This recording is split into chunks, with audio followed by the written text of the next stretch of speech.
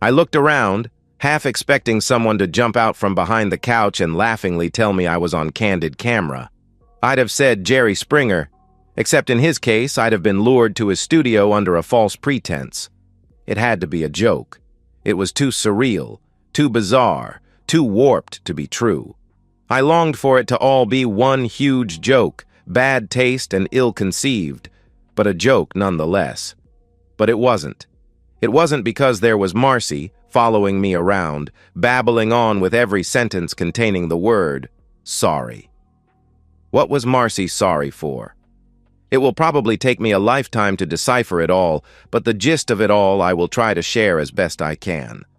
Marcy and I being Daniel Goodwin, weren't babes in the woods when we met. We weren't childhood sweethearts. We weren't even young, up-and-coming 20-something-year-olds. We were comfortable in our skin 30-somethings. So, I guess, no naivety excuse for me. We were, however, both first-timers. Neither of us had been married before. I had come close once back in the days when I was young and innocent and ruled by my emotions, and Marcy had once been in a short-lived relationship back in college. We met through our respective careers. Me, as the manager of a small but lucrative mine, and she, as the consultant engaged to conduct personality tests on our workforce. Perhaps her expertise in reading people is what made her think she could get away with what she did. More on that later. I can still picture her as she sat opposite me in my office, explaining how she intended to conduct the testing. I'd found it hard to concentrate on her words. It was totally unprofessional of me, but there was something about her that took my breath away, took my common sense away, took all sense away. It wasn't that she was Helen of Troy incarnate. One might say she was too tall, too slender. Many a man would have said her nose was a tad too long, her mouth a touch too wide. The same could be said of Julia Roberts, and she was considered one of the world's most beautiful women. To this or to that didn't matter. For me, Marcy was all too perfect. As it happened, the attraction was mutual, something up until a short while ago I'd always been grateful for. I am, under no false illusions as to my rating on the handsome scale. My mother, God love her, had always said I have an interesting rather than a purely handsome face, and according to her, interesting was better. So, I wasn't a George Clooney, more a David Strathairn. What I did have, however, was a keen intellect and a good sense of humor, though I wasn't laughing much of late. Throughout the testing period, Marcy flirted, and I responded, but I waited, not so patiently, until her contract was complete before calling her and asking her out on a date. I put some thought into that date, a lot of thought. In the end, I took her on a picnic by a pebbled stream, and after enjoying pâté and brie with sliced apple, grapes, and cherries, I taught her how to pan for sapphires. She found the one I planted in her pan, and I can still recall the look of wonder and excitement on her face. She trusted me with her gem, and I got it cut and set for her in a pendant. A pendant she still wore right up until the day she broke my heart. Dating rapidly became betrothed. Betrothed. Such an old-fashioned word. Pity it didn't come with old-fashioned values. Our engagement was equally short. Within 12 months of meeting, we were married. The bliss of those early years has only served to deepen the pain of recent times. How could we, and I sincerely believed it was a we, have been so happy only to end up here? How could it all have gone so wrong? How did excitedly house hunting, laughing and loving as we painted and renovated and made it our dream home, turn into my current nightmare? How? The beginning of the end began innocently enough with a knock at the door. Marcy returned to the kitchen where we'd been sitting at the table, sharing our traditional Sunday coffee and paper. How I enjoyed that simple ritual. She was pale, shaken. "What's wrong, sweetheart?" I asked, fearing one of our parents had been involved in a fatal accident. Why else would she be so upset by a knock at the door? Daniel, Julian has found me." I spilled my coffee. I knew who Julian was. He was her first love confession, the child conceived with her childhood sweetheart. Both being only 17, the families decided that the best option for all concerned was to put the baby up for adoption. Marcy named him and handed him over to the young childless couple. Every now and then, with 1 or 2 extra wines under her belt, she'd wonder where he was and what he was doing. "What? How?" I don't know. He's in the living room." I rose and followed her. And there, seated on our lounge, was a young man. All I could see was the back of his head. His hair was dark and kinked up at the ends. It would seem he'd inherited Marcy's waves. Marcy clutched my hand. The squeeze on my knuckles was borderline painful. She led me around the lounge until we stood facing Julian, who rose and extended his hand. I tried to control my reaction, but I couldn't help the questioning glance I sent in Marcy's direction. She'd never mentioned that Jay, her childhood sweetheart, was Indian or Pakistani. It could explain why both sets of grandparents thought it best to have the baby put up for adoption. "Hello, Mr. Goodwin. I apologize for just landing on your doorstep like this. I didn't know what else to do." I nodded, extending my hand and gripping his firmly. "Hello, Julian. Please, call me Daniel." Julian smiled. "Thank you. I have been searching for my mother for such a long time. I just arrived in town. I know I should have organized somewhere to stay and made contact in a less, surprising way, but I've been dreaming of this moment for so long I couldn't wait another day." Julian's English was excellent, with what I was certain many a young lady found a pleasing sing-song accent. I studied him, searching for a glimpse of Marcy in his features. Other than his glossy dark hair, there was none. His father must have been one good-looking guy. Julian reminded me of the guy who played the rival for the girl's affection in the second of the Best Exotic Marigold Hotel movies. He had movie star good looks. Marcy squeezed my hand even tighter. "You can stay here." She turned to me. "Can't he, Daniel?" What could I say? Not much without looking like an awful person. By the end of the day, Julian was ensconced in our guest bedroom and Marcy was all aflutter. Never, not even in our early days, had I seen her so excited. She was visibly trembling. To be honest, I wasn't keen to have Julian under our roof, but I wanted to support Marcy. I knew she had doubts and guilt over going along with her parents' decision of all those years ago. If having Julian here for a time helped her, I would swallow my reservations. In subsequent months, I tried not to resent Julian's intrusion into our lives. The way our little rituals were changed or discarded to accommodate his presence. No more sharing a glass of wine while we prepared dinner side by side.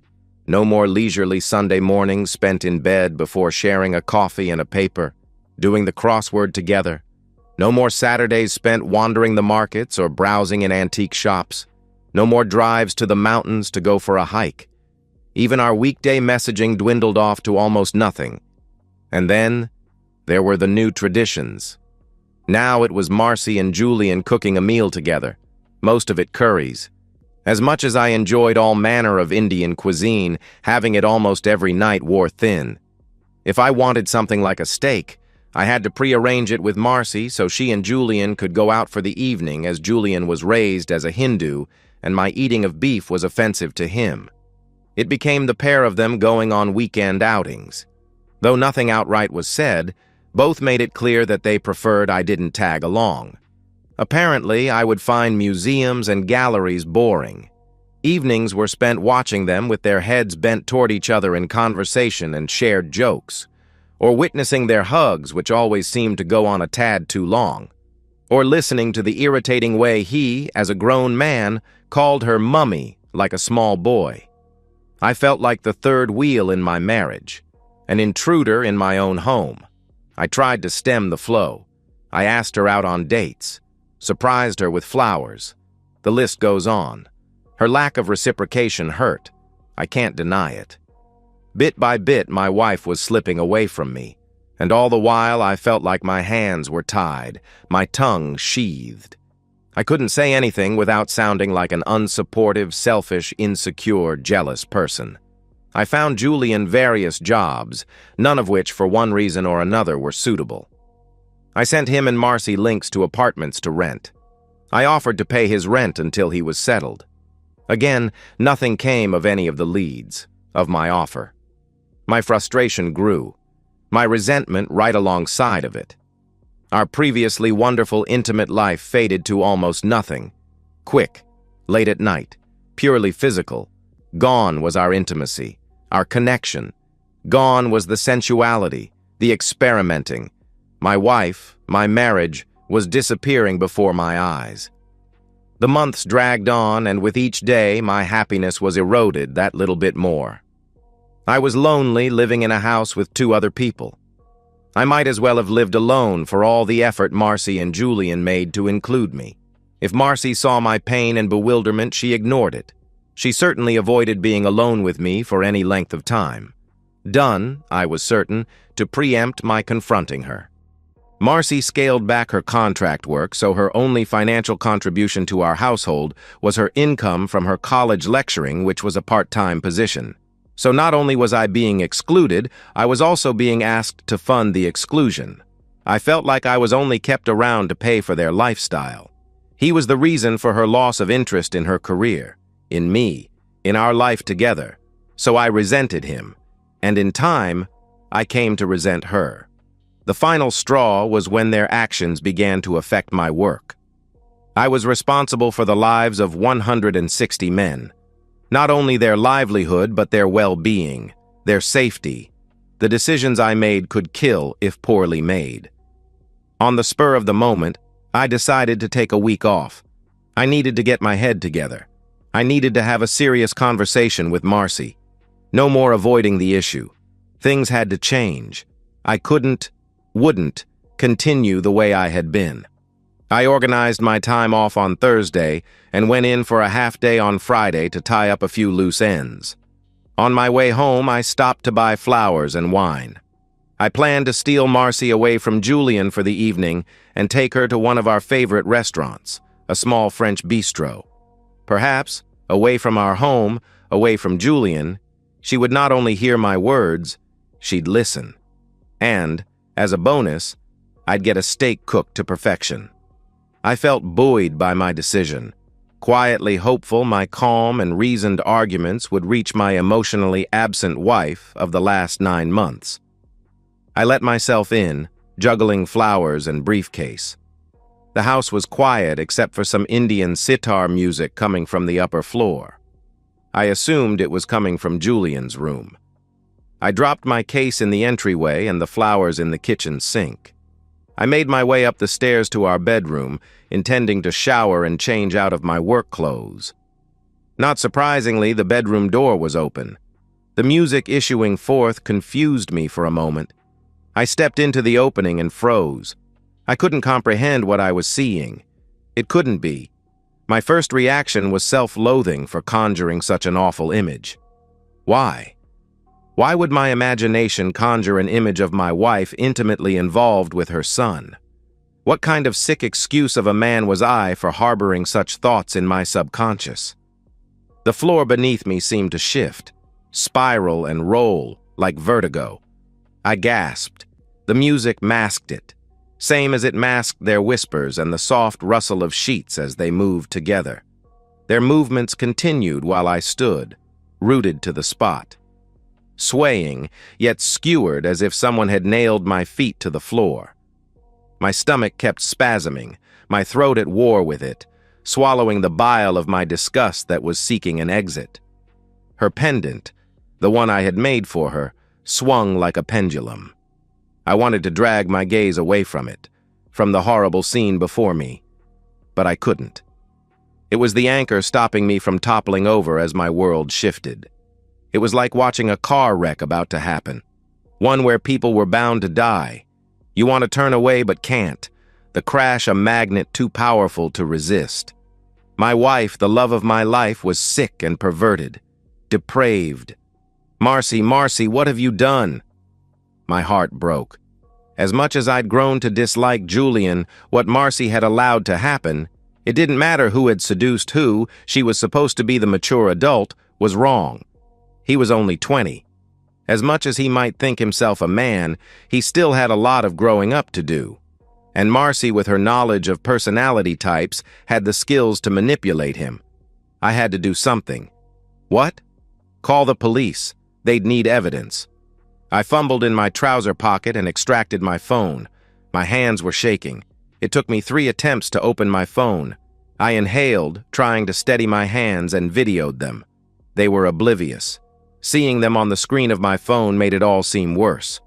A disgusting scene. More bile rose into my throat. It burned. I couldn't take any more. Pocketing my phone, I turned and descended the stairs and made for the kitchen. I wet the tea towel and held it to the back of my neck. The coolness soothed.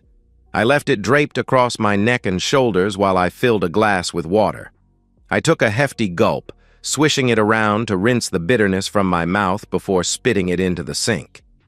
With shaking legs, I lowered myself to sit at the kitchen table and once again pulled my phone from my pocket. My conversation with the police was short. Hopefully, they wouldn't take long to arrive. I couldn't bear the sounds of the sitars wafting down the stairs much longer.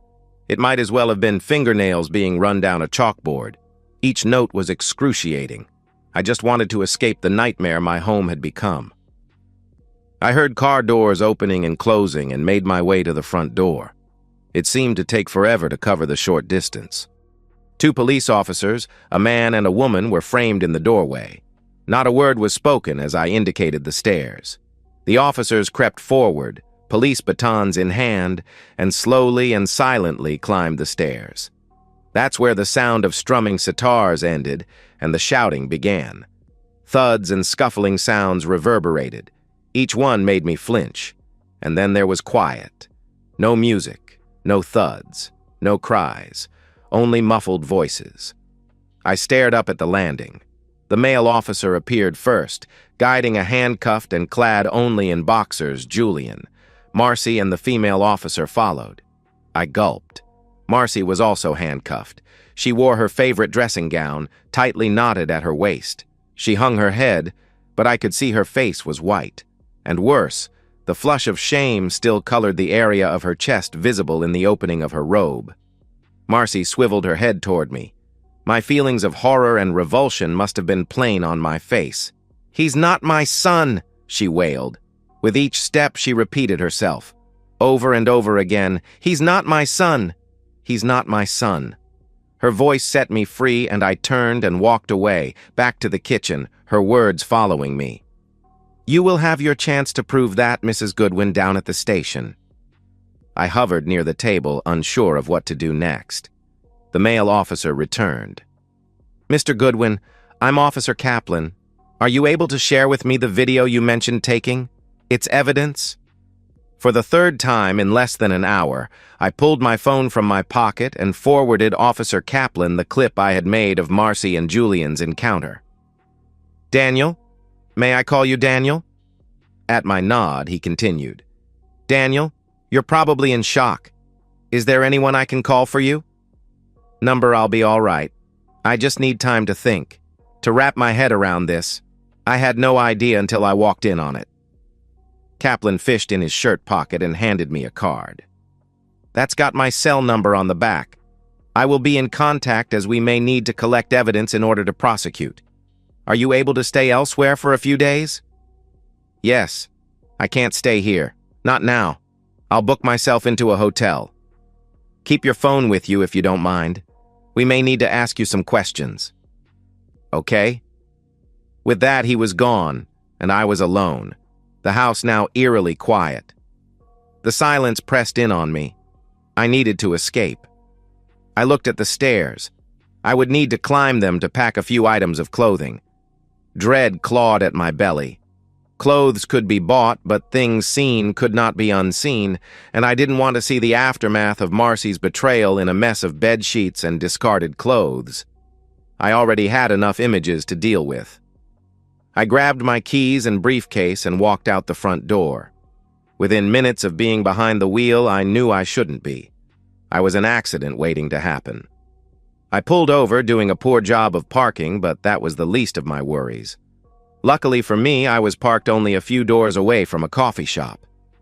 It was moderately busy, but I found a table in the back corner. I didn't feel like eating or drinking, but knew I had to order something to justify taking up space. I went with a coffee and chocolate cake, mainly because I'd read somewhere chocolate was good for shock, and I was, indeed, shocked. Shocked to my core. My thoughts ricocheted inside my head like a ball in a pinball machine. One thought sent it careening off in one direction, only to bounce off another thought that sent it speeding off on another tangent. None of which made sense. My coffee and cake were set before me, and I made myself take a breath. I felt like I was learning to eat and drink all over again. I had to give myself conscious instructions. Cup to mouth. Take a sip. Swallow. Use spoon to cut a piece of cake. Scoop up and place in mouth. Chew. Swallow. Repeat. It helped. The rhythm helped me gain some control over my chaotic thoughts. Marcy was having an affair with her son. Or maybe not. Were her cries of, "He's not my son," the truth, or just more lies? Either way, she'd moved her lover into our home, carrying on with him under the roof I provided, under my very nose. Lies. So many lies. Months and months of deceit, of betrayal. The audacity of it took my breath away. I struggled to wrap my head around the sheer scale of it. I felt sick for a totally different reason. I'd been so stupid, a fool, so gullible and naive. I didn't know what to believe. Was he her son? I never questioned the lack of resemblance. Julian's obvious Indian heritage. Nothing. I'd questioned nothing. Just blindly believed. If I removed the lens of thinking of them as mother and son, it made their interactions seem glaringly obvious. All those hugs that went on for too long, the touches. I'd been such a trusting idiot. Oh, how they must have laughed at my expense. I felt used. She'd used my love for her against me in every sense of the word. Emotionally, mentally, physically, and financially. How had I not seen this rottenness in her? How had she hidden her true self from me for so long? Almost 6 years. Almost 6 years from the time she sat in my office that first time until now. Never, not in a million years, had I thought her capable of such evil. I lifted the coffee to my lips, surprised to find the cup empty. I looked down at the plate. All that was left of the chocolate cake was a few crumbs. I carefully replaced the cup on the table, feeling a little lost. The lack of something to do derailed me for a few moments. Think, Daniel. Think. If this were happening to a friend, how would you advise him? The answer came as quick as a flash. Protect yourself. She'd shown me who she was. It was time for me to believe her. She was a parasite, a skilled liar, someone with no sense of right and wrong, no morals, no ethics, ruthless, probably a sociopath, possibly a perverted deviant. She wouldn't hesitate to throw me under a bus. In a sense, she already had. It was time for me to look out for number one. I looked up and down the street and spotted what I was looking for. A branch of my bank. As luck would have it, another bank had a branch 2 doors further away. They were about to gain themselves a new customer. I considered only taking half the funds, but then remembered I'd been supporting the depraved pair for months. In the end, I left her $10, and that was only because the account was a joint one, and I feared I would need her signature to close it. That led me to credit cards. I rarely used mine, and it currently had a nil balance. Marcy, on the other hand, usually racked up quite a bit each month. It was set up to be paid in full out of the joint account. She was paid by the university monthly a week prior to the direct debit of her credit card. Most months her earnings didn't cover her credit card purchases. I didn't want to be on the hook for the difference. She'd taken advantage of me enough. It was while I was waiting for my new accounts to be opened that the solution presented itself.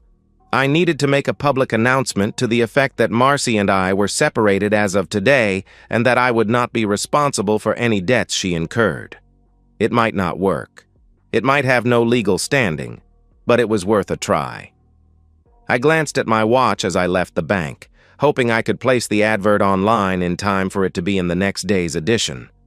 Thank God, I'd grabbed my briefcase on my way out the house. Fortune favored me. After the public notice was placed, I researched lawyers, managing to make an appointment for the following Monday. That gave me the weekend to get all the necessary information and paperwork together. Next on my list was a real estate agent. I needed an appraisal of the house. I didn't want to keep it. Yesterday, it was my dream house. Today, my house of horrors. If she didn't go to jail, Marcy could buy me out, or it would have to be sold. I sure as heck had no intention of continuing to live there. A quick Google search told me there were 3 agents located on the main street. I looked out of the car window and saw one of them. Great. Surely one of them could meet me there over the weekend. Tom Harris, of one agent, was more than happy to meet me the next morning at what I already thought of as my former home. With the immediate protective measures in place, I felt calmer, somewhat back in control, and exhausted. I drove to the Sheraton. It was where we always accommodated any visiting member of the board when they came to site. I knew they had a few upmarket retail shops along with a restaurant and bar on the lower level. It was an expensive way to clothe myself for the next few days, but I had run out of steam and didn't want the hassle of going from store to store to buy the things I needed. After my third attempt using the electronic key card to access my room, oh, how I missed keys, I finally gained entry. I beelined for the bed, throwing my purchases on it. I shook my head as I undressed. Who on earth thought it was okay to pay over $50 for one pair of boxer briefs? Must be gold-plated. I strode into the bathroom, hoping a hot shower would wash away the images of Marcy betraying me in our bed. Wash away the day, the last 9 months. Sadly, with all my protective measures organized, my ability to shut down the emotional side of my brain faltered. Image after image of Marcy, her limbs entangled with Julian, moving together as her pendant swayed, wouldn't wash away like sweat. The pain and revulsion was physical. I wondered if the searing agony, the crashing weight I felt in my chest was a heart attack. It certainly felt like it. Part of me wished it was. Anything, death included, had to be better than what I was experiencing. I braced myself against the shower wall and prayed there was some truth to the old homily of time healing all wounds. I ordered room service, got my steak, and though I could see they'd cooked it to perfection, it tasted like sawdust. Darn that woman. Darn her to heck. I crawled beneath the covers, still cursing Marcy. The only blessing of the day was I was so emotionally exhausted that both my body and my brain shut down. I was out as soon as my head hit the pillow. I didn't know what to expect when I walked inside the house on Saturday morning, but it certainly wasn't Marcy dressed in a flimsy negligee-style dressing gown that left little to the imagination with a glass of wine in her hand. She had certainly made bail quickly. Tom's eyes nearly popped out of his head at the sight of her barely concealed form. "Daniel, we have to talk," she slurred, looking at Tom with confusion. That told me the wine in her hand wasn't her first, and it wasn't even midday.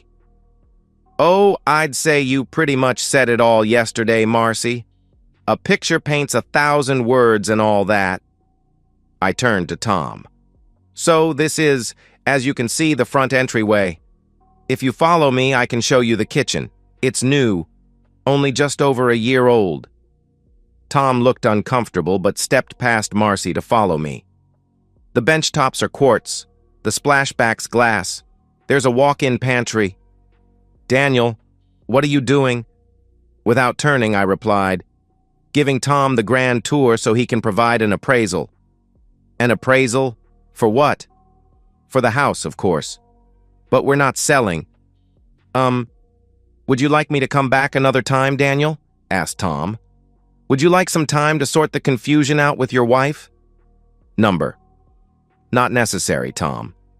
I turned to Marcy. "You may not want to sell, but I do. So you can either buy me out or we can put the house on the market. Either way, we need an appraisal." I returned to Tom.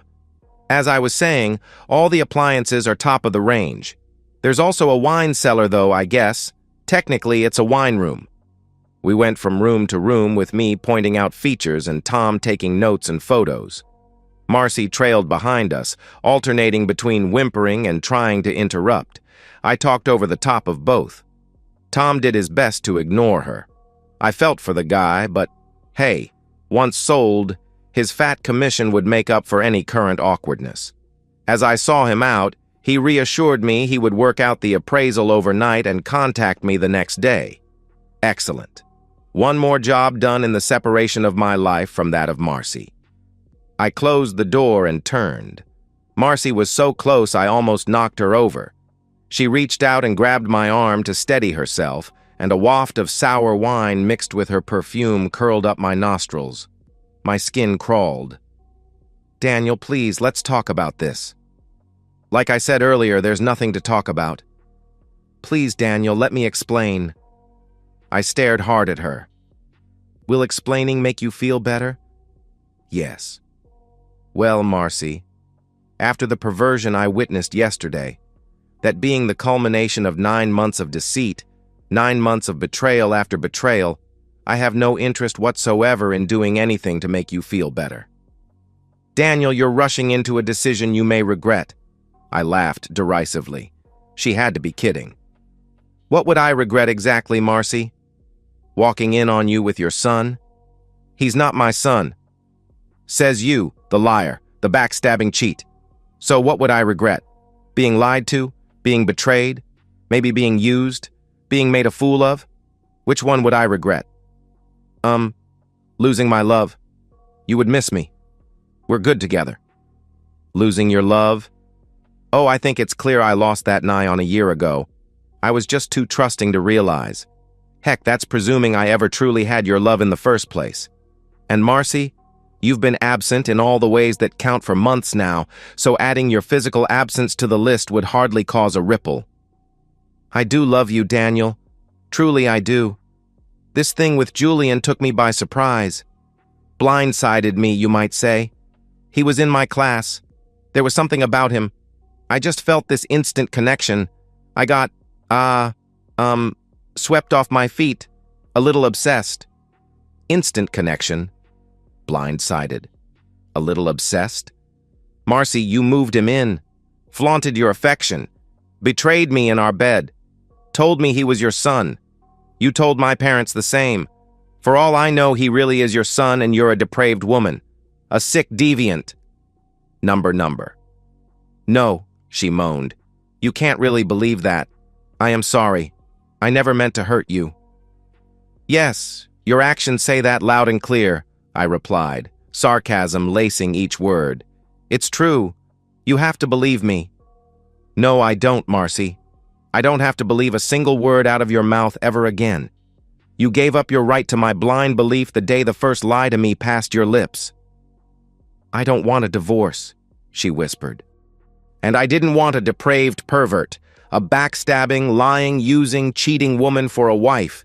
Guess we both lucked out. Daniel, please. I've told you he's not my son. I am so sorry. Please let me explain. Your reasons are of no interest to me, Marcy. Your actions say enough to fill an entire bookshelf. As I said the words, I realized they were the truth. I knew I had done nothing to warrant her betrayal. And nothing you say will make me look at you or think of you with anything other than disgust, with revulsion. But you love me. You can't have just switched it off like a tap, she wailed. The Marcy I loved died nearly a year ago. That's if she ever existed. Maybe she was a character you played. Maybe she wasn't real. Maybe you were an illusion. More fool me. But don't worry, Marcy, I've learned my lesson. Stepping around her, I climbed the stairs. I wrinkled my nose. Perhaps it was my imagination, but I was convinced that the smell of intimacy lingered in the master bedroom. I retrieved a suitcase from the walk-in robe, and after a glance at the disheveled bed, I placed it on the floor. I didn't want to sully it with Marcy and Julian's filth. Methodically, I worked my way through my drawers and hanging space, filling the case, and when it was full, I retrieved a second case. I filled it too, along with a small carry-on. Room by room, I removed my possessions. I wasn't sentimental or stupid. I didn't leave it all to Marcy. Forget her. If I liked it, I took it. If nothing else, I could sell it later. By the time I finished, I had too many boxes and cases for my car, so I called my father and asked him to come over with his trailer. For not the first time in my life, I thanked the universe for my father's ability to read my voice and mood. He didn't ask any questions. He'd save them for later. Throughout the whole process, Marcy followed me, trying to initiate more conversation, perhaps hoping her pleas, her tears, or her pathetic wailing would move me. They didn't. In fact, the opposite. I shut down. They were just more lies and deceit, more manipulations. I had no idea where Julian was. I didn't care. I heard the sound of my father's car and turned to Marcy. If you say so much as one word to my father, I will tell him how I came home to find you betraying me with your son. Marcy didn't acknowledge my words. Do you hear me? Marcy nodded, flinching at the menace in my tone. I opened the front door. My father looked at me and then over my shoulder at Marcy before returning his gaze to me. From his expression, I knew he'd correctly assessed the situation. Right then, what do you need moved? I brought my trolley in case any of it's large. I smiled and silently thanked God for my ever-practical father. He took his cue from me and ignored Marcy while we worked together. Quite a feat as she followed us from room to room, sobbing and looking bedraggled. We worked almost silently, directing each other with nods and hand signals. I felt as if I had a force field surrounding me, and Marcy's cries bounced off my shield. Who knew how long my protection would last? Hopefully long enough for me to put some distance between myself and my current situation. With the last of the load stowed, my father laid his hand on my shoulder. Follow me, son. I nodded, the events of the last 24 hours beginning to catch up with me. The drive was a blur. When we stopped, I saw we were parked in front of a storage facility not far from my parents' house. I slumped against the wheel, realizing that throughout all the packing I hadn't given a thought as to what I was going to do with all the gear. We went inside and I let Dad take the lead and handle the paperwork. I was exhausted. The attendant placed a map on the counter and using a red pen marked a spot. He handed over some keys. I blindly followed my father. We unpacked everything except my suitcases and the carry-on. Meet you at the house, Dan. I nodded. 10 minutes later, I was seated in my parents' kitchen and my mother was pushing a cup of coffee toward me. We're here when you're ready to explain, my mother said quietly. Her voice was gentle, the voice of my childhood. That was all it took. My force field shattered and I broke down and sobbed like a child. She held me while my father patted my shoulder. The whole hideous story came out in a garbled mess, my words punctuated by gasps and cries of horror from my mother and father. Her son? No, no, no. Oh God, surely not, Mum moaned, shaking her head. Perhaps my words had put the pictures in my head into hers too. She'd liked and cared for Marcy from their first meeting. She says he's not her son.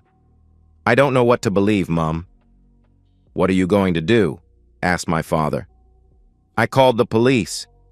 I assume they're investigating. To be honest, I was surprised she was at the house today. I thought she'd be in jail. Divorce? My mother whispered, her voice barely above a whisper. I nodded. You'd best protect yourself, Dan. After what she's already done, you can't know what other depths she's willing to plumb. You don't want her to run off with all your savings. Already done, Dad. We talked some more. Mum insisted I stay with them until I could find a house or apartment to rent. That was a relief. I didn't want to be alone. Alone. A state I supposed I'd have to get used to. A vision of my future stretched before me. It looked like a long, lonely, barren landscape. Darn Marcy. Darn her to heck. That night, as I lay there in the darkness of my childhood bedroom, unable to sleep, I remembered the lines from a book I'd read in what felt like 100 years earlier. I couldn't remember the exact words, but the gist of them was that when something in your life went wrong, Things like bad news, a death, a spouse's betrayal. It felt like sustaining a blow to the gut, like being winded. Nonsense. Utter nonsense. That was like saying being shot at close range was on a par with a mosquito bite.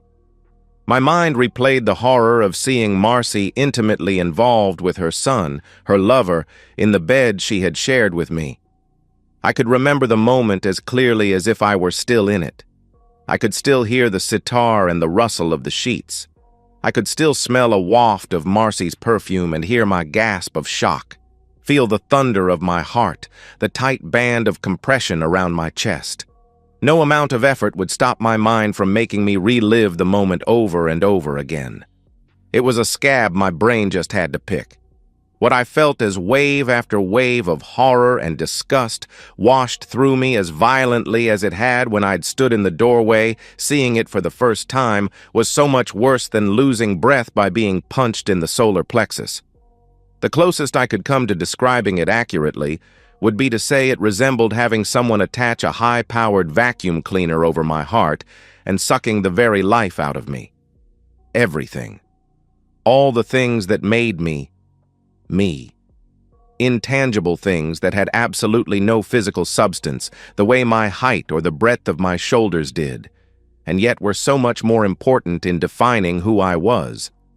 Things like my thoughts and feelings, my memories and experiences, gone, all gone, gone. A pathetic word, so inadequate. I was an empty vessel. What filled the void wasn't good and kind and caring. It was anger and hatred. I didn't fight it. It felt good to have them take over, better than opening the floodgate to doubt, better than succumbing to despair, better than collapsing under the weight of the loss of my dreams, and most certainly better than the unbearable pain trying to beat down my door and cripple me. The hatred swamping my empty gut was a tangible thing, as real as the bed I lay on. It filled me to overflowing, oozing out of me like a thick, destructive river of corrosive poison. I made no effort to stem its flow or disguise its vileness. It felt good to let it see the light of day with no mask disguising its ugliness. Somewhere deep inside, I registered anxiety, but I didn't care. I knew my mother would hardly recognize the man sleeping in her son's room. I hardly recognized him. The road to divorce was long and hard. The press reported the possible inappropriate relationship. That made the front page, their retraction a week later on page 20. A tiny note easily missed. Marcy was notorious, me to a much lesser degree. It cost Marcy her position at the university, and me money as the courts ruled I had to support Marcy until our divorce was settled. Something else for my monster to loathe her for. As if the publicity wasn't bad enough, Marcy fought the divorce every step of the way. I endured endless negotiations seated opposite her in the conference room of either her legal counsel or mine. Negotiations where I stared at her, mentally seeing my hand reach across the table, turning into a claw that broke through her chest cavity and removed her heart. I waded through reams of legal jargon, seeing the words in red, written in blood. Marcy's blood. Worst of all, I sat through hours of court-mandated counseling. Counseling sessions where Marcy wore her darn pendant, and I had to pretend I didn't want to wrap my hands around her throat and squeeze the breath out of her. Sessions where she reassured me again and again Julian wasn't her son. She'd emailed me the proof and shoved hard copies into my hand at the first session. Like the only thing holding me back from reconciling with her was proof that Julian's DNA differed from hers. Nothing I said, nothing my lawyer said, heck, not even the gentle questions of the marriage counselor, designed to lead Marcy to understand the level of her betrayal, penetrated Marcy's defenses. With every delay, every obstacle she put in my way, she fed the monster residing in my gut, the monster who was biding his time before exacting his revenge. Through his eyes not blinkered by rose-colored glasses, I saw the depth of her selfishness. Had she truly loved me, she'd have let me go, wanting my happiness above all else. That's what I would have done for her had she come to me when she first fell in love, lust, with Julian. It would have saddened me. absolutely gutted me. But her happiness had been of paramount importance to me back then, and so if her happiness lay with someone else, as difficult as it would have been, I'd have let her go. Had she done that, the monster would never have been born. Not so Marcy.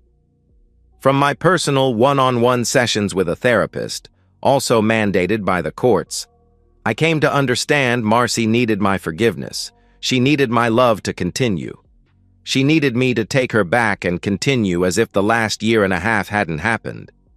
Then, and only then, would she be able to live with herself. She needed me to help her erase her heinous deeds, her overwhelming guilt. She needed me to help her live in denial. Denial of her inner monster. I didn't give her what she needed. What I gave her was temptation. I found Julian, who it turns out was really Ravi Singh. Well, technically one of my engineers found him. The guy was on the spectrum, and though he worked as an engineer, he didn't actually have the piece of paper saying he was qualified. 5 years earlier, I'd seen something in him and gave him a chance. I'd never regretted that decision. Quite the opposite. He was invaluable. I'd never met anyone who had a brain that worked like his. His social skills might be lacking, but his mind was razor sharp. He mastered software, wrote code, and came up with out-of-the-box solutions on a regular basis. And he was loyal to me. Between us, we investigated Julian. Probably knew him as well as his family. We anonymously fed him information and led him back to Marcy. She, in her vanity, may not have realized the reason behind his interest, but I did. He wanted a shortcut to Australian residency. I gambled on the fact that he was running out of time before being sent back to India, and he'd already put months of effort into Marcy. Turns out she lied to him as well. She told him we were in a de facto relationship. Apparently, he'd been most upset to discover we were married. All that effort for nothing. Not so upset, though, that he wasn't prepared to take up with her again. Give her another chance. And Marcy, ever remorseful and I love only you Daniel Marcy, didn't take a lot of convincing. Once all hope of our reconciliation was dashed and our divorce became final, it was only a matter of weeks before she started up with Julian again. Whatever the guy had must be pretty potent stuff. My monster sneered. My ever-kind mother looking, I think, to make me feel less rejected, suggested that perhaps Marcy needed to delude herself that she'd done it all because of a great love. A bigger-than-both-of-us connection. A Romeo and Juliet type of love. A love that couldn't be denied. A love that, in Marcy's mind, justified all the hurt and betrayal and abuse of trust required for her and Julian to be together. What a load of nonsense. Not that I said that to my sweet, romantic mother. As far as I was concerned, Marcy could tell herself all the nonsense she wanted. I knew better. My monster knew better. She was just a faithless woman who got off on being with a guy young enough to be her son. The difference was, now it didn't bother me. In fact, now I was counting on it. And counting on Julian to step up his campaign. He didn't disappoint. It only took him 3 months to get her pregnant. Shock, horror, gasp. Marcy must have forgotten that persistent diarrhea and vomiting affected the efficacy of the pill. I wondered what Julian fed her. Hopefully, another darn curry. Nothing could have pleased me more. Both her illness and her subsequent pregnancy. Predictably, Julian used his conservative Indian background to demand they marry. Not that I thought Marcy protested much. Vain woman would never have questioned why a young, good-looking man seduced a woman old enough to be his mother. When I told my father, he laughed. He, too, could see the level of Marcy's vanity and stupidity. Actually, I had my father to thank for the inspiration for my means of retribution. My monster would have preferred something more permanent, more visceral, but even he saw the sense in not ending up in jail for the rest of our life. When a man steals your wife, there is no better revenge than to let him keep her. That's what he said to me that first night, when I'd revealed the level of Marcy's betrayal. It was the best advice he'd ever given me, and he'd given me a lot over the years. So, there was Marcy, on the brink of 40, pregnant, and newly married to a guy nearly 20 years her junior. Both of them had acted as predicted. My monster thanked Marcy for her insights, and now it was time to pull the trigger. The newlyweds were off to the Whitsundays for 10 days.